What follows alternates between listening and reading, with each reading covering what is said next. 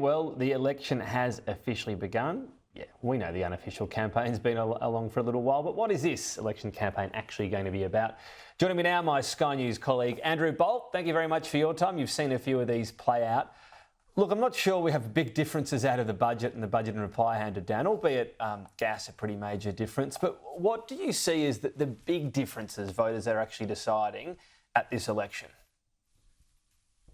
Well, in a sense to say, let's have a competition between one and the other. Yes, it's all going to be interesting. There's going to be a lot of politics. The Prime Minister flashing his Medicare card and all that kind of stuff, which is a joke since Medicare's bulk billing rates have actually fallen, and Medicare psych visits have been slashed from 20 to 10. So that's all a bit of hypocrisy and theatre. But for me, it's just astonishing that Labor is still ahead in the bookies markets, at any rate, to win when it's failed in the most fundamental measures of what a government should be doing. I mean, one is make us richer, and two is make us more secure. Now, it's done bugger all for defence, as you know, and as far as richer, I mean, we've actually got poorer. I mean, living standards have actually fallen. I mean, what are we arguing about? So in a sense, you might say, well, look, what can Labor do that's different? It's got to actually prove to be a much better government in the second term than it was in the first. And I'm not so sure that's on offer.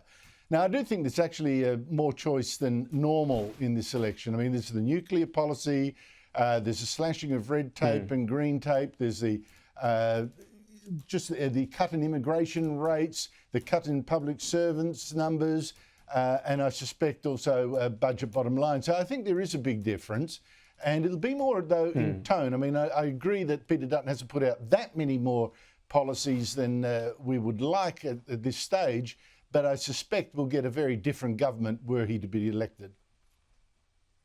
I suppose we'll get more of a sense for that, though, because you alluded to, we know there are going to be changes and differences in policy. We're still yet to know what some of those are. And maybe that's smart. I mean, campaigns, people like you and me pay a bit more attention to politics than the average person, Andrew. So, wait till the campaign's on and announce it then. But we know they're going to spend more on defence, but exactly what will they do? The gas policy, there's actually still detail to come on that. They've made pretty clear their indication on that, but there's some details on it.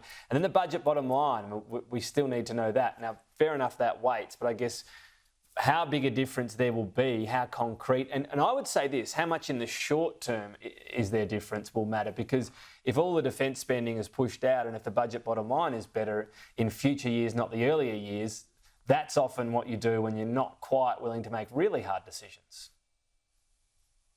Oh, look, that's absolutely the story of defence for decades, Tom. That's absolutely correct. It's a tragedy that a lot of Australians don't recognise, that defence is something you have to prepare for years and years ahead of any actual danger. Now it's all very, very late, too late, some might say. But I suspect if you ever look at what all you can really ask is, what has this government done on its watch? And the answer is almost nothing. When it actually says, I mean, you again had the Treasurer saying in the budget speech, very, very dicey, 2 wars out there. He didn't even mention China's threat to start a war imminently in our region. But it hasn't actually backed that vision of, hello, we're in danger, with money to say, and this is how we'll protect ourselves. I suspect the coalition will do more on that, particularly drones, building missiles here in this country. We'll hear more about that, one would hope. I mean, I desperately hope. But the point, I keep coming back to the same point, though, that you have to look what this government has done in its first 3 years. We're less secure and we're poorer, right? And inflation's going up next year, according to the budget. What more do you need to know? I don't care who it is. Just anyone, just give them a go. On the defence matter, I mean, I think that'll be an interesting one. And what I'm picking up in that stuff that we don't actually get to see what we're told is that a lot of people care about defence spending, and maybe it's circumnavigating, Chinese naval ships around Australia to do that. Just quickly, I'm fascinated in this question because the coalition lost 19 seats. The Liberal Party basically lost 19 seats last time. 8 were to the Greens and the Teals. So the question has to be, will they win them back?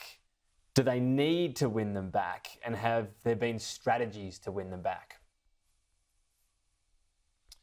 I think the idea of pitching a campaign just to win the Teal seats back is inner city myopia. The Labor Party suffered from the same thing too. I mean, you get ministers in traditional Labor seats that have been threatened by Greens votes, and they are greener. Or in the case of Watson, the seat of Watson, held by Tony Burke, they get more Muslim, pro-Muslim, pro-Palestinian.